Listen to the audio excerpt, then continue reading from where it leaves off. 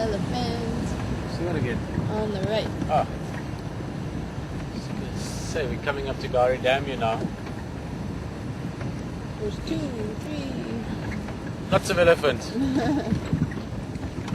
Fantastic. You guys have been watching them down at the waterhole earlier. Now that we're up and running, spend some more time with them. Oh, cute. Little young guy has some attitude there. Hey dude.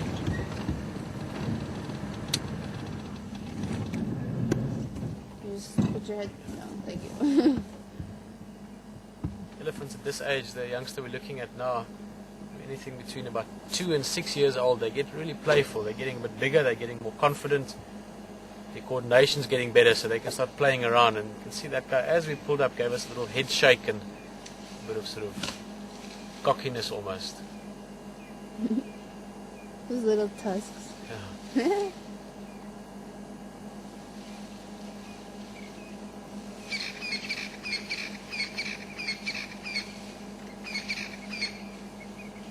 Beautiful late afternoon sounds as well. Franklin's calling off to our left here.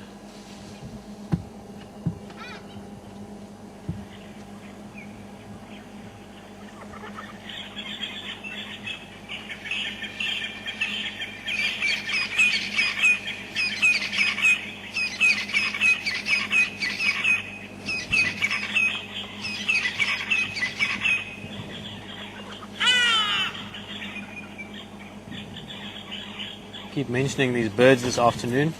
Another fork-tailed drongo there again. Same as with the rhinos we were looking at earlier. Just using the elephant's size to scare up some food for him.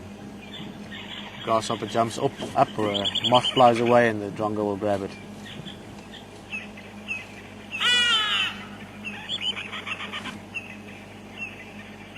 Oh, so the same herd we had yesterday afternoon, just before that sort of sudden rain cut us off. Just look to the bigger one coming out here towards us now, giving us a nice head swagger. The matriarch from yesterday can easily recognize her. That long, sort of slender tusk on the left-hand side sort of curves out a bit wider than normal. And a slightly shorter work tusk. Except yesterday she didn't have a rodeo antenna straight through the middle of her face. I'm sure she'll move a bit just now. Actually, let's just move the car. Big old female, and also it's nice to see her back here. It means they're hanging around this area.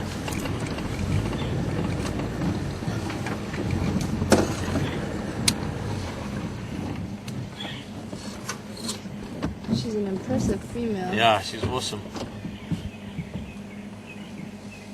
A bit more yesterday, they were a bit more jumpy. Probably also because it was quite sort of dramatic weather coming in. Maybe that made them a bit more jumpy. And then another way you can recognize it, she's got a bit of a droopy, almost like a lazy left ear. The bottom half of the ear seems to have a slight bit of paralysis with it. I was looking Maybe at that, injury, it looks a bit odd. Yeah, you see the whole ear droops, but the bottom third or so is with the part that doesn't seem to have a lot of movement in it. Your ears are really big as well. Yeah. They're like oversized.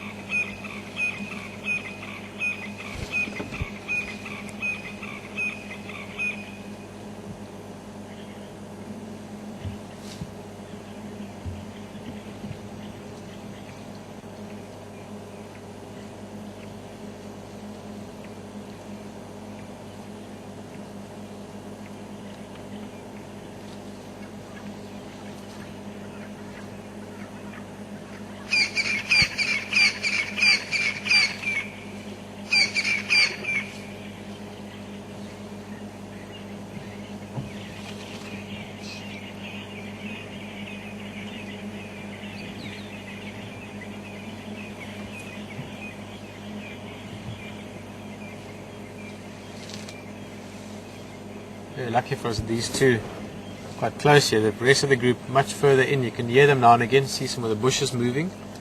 They're more into the thick bush, and there should be at least 10 of them yesterday. We saw 11 in total, but one of those was quite a big bull, so he might not necessarily be with the herd anymore. With elephants, you've got a matriarchal society. In other words, you've got, in this case, the female that we're looking at now.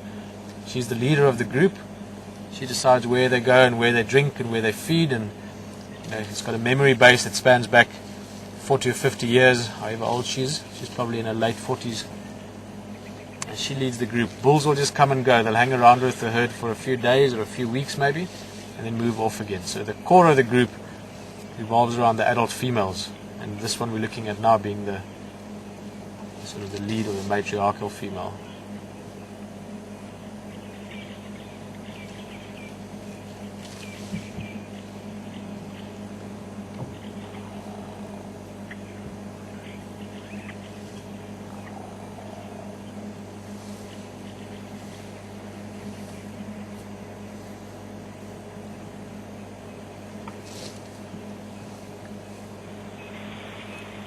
Grass. She was feeding on some leaves just now. It looked like a raisin bush. Okay, some more grass material.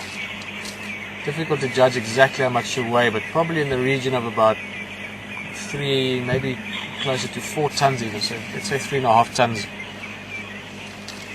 She'll be eating quite a lot every day. She'll be eating around about 150 to 200 kilograms this year.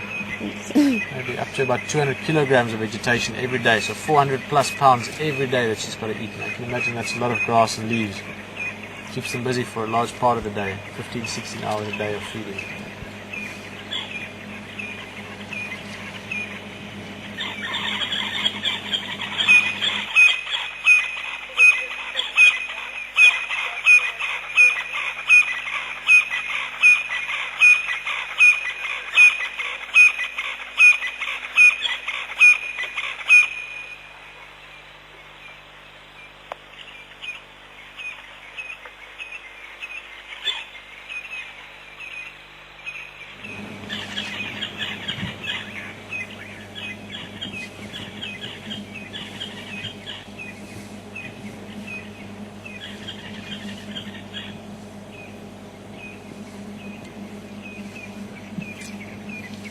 Guy should follow soon as well. Oh, well spotted one of the others, much further in. Quite late now, you can see the light is getting lower. And this youngster just eating what mum was eating earlier, again just learning that way. Probably follow mum just now.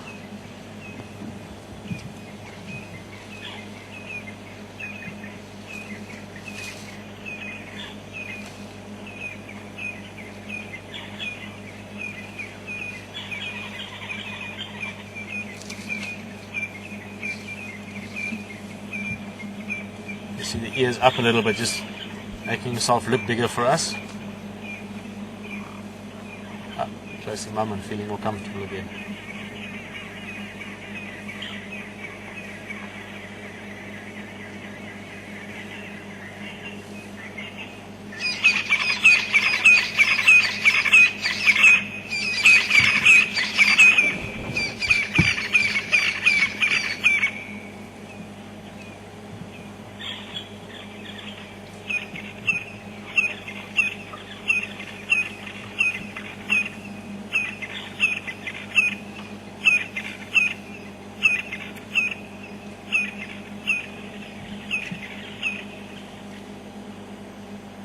It's one of those things that I guess a lot of people sort of see as obvious. But the trunk literally is just a very, very long nose. So if you were to walk up to them and grab the trunk, the tip of it would have 2 holes coming out of it, the same as a normal nose. Nostrils. And the tip of it, they've got almost, call it finger-like appendages, like a prehensile lip on the nose part of it. I'm not explaining it very well at the moment, but almost like a top and a bottom finger on the extension of the nose itself. So they can both pick up things. If you were to flick a coin over there, or maybe a seed pod that they'd like to eat, they can pick it up with those finger-like shapes at the tip of the trunk, as well as use the whole trunk as a sort of a very dexterous arm, bending it around things, pulling twigs or leaves or branches off. And then obviously very handy for smelling. The incredible sense of smell. They can sense or smell different heights. They can lift the trunk higher up to get different parts of the breeze. And then also for drinking, they use the trunk itself to suck up water into the trunk and then to blow it back into the mouth. So it's an incredible tool, if you want to call it that, the trunk. Something that's evolved quite special with elephants. It's not something you see out in the animal kingdom very often, and never to this extent.